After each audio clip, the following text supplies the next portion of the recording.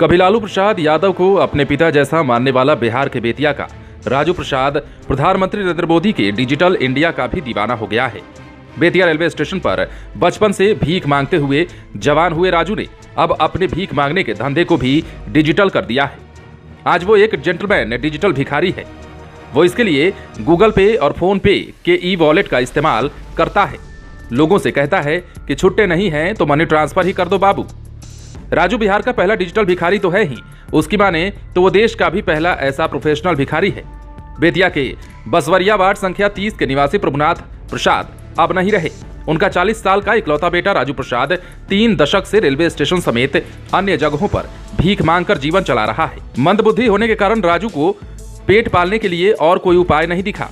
वो स्टेशन सहित शहर के विभिन्न इलाकों में भीख मांगता है, फिर रात में स्टेशन पर सो जाता है। राजू के भीख मांगने का अंदाज निराला है, जिस पर लोग फिदा हैं। वो स्टेशन और बस स्टैंड से बाहर निकल रहे यात्रियों को घेर कर मदद करने की अपील करता है।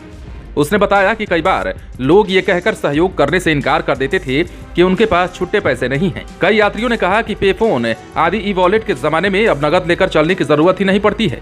इस कारण जब भीख मांगने में दिक्कत होने लगी तो राजू ने बैंक खाता खोला, साथ ही ई वॉलेट भी बना लिए। अब वो गूगल पे और फोन पे आदि से भीख मांगता है।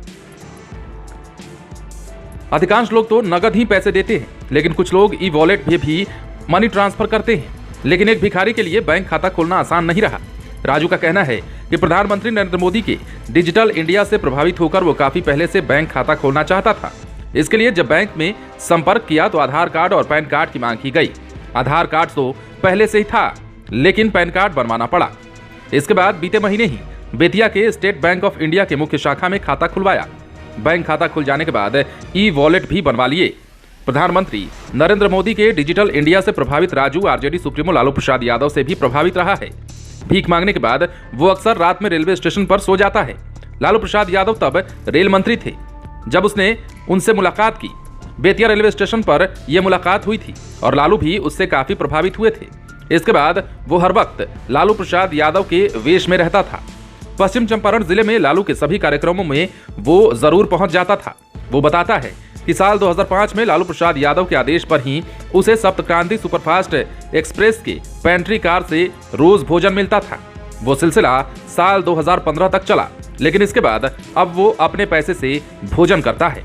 तो है ना बिहार में पहले डिजिटल भिखारी की ये दिलचस्प कहानी, जिसे देखने और सुनने के बाद आप भी आश्चर्यचकित हो गए होंगे। बहरहाल राजू के इस बात की चर्चा हर तरफ हो रही है कि आखिर भीख मांगने का यह नायाब तरीका राजू ने कैसे खोज निकाला है।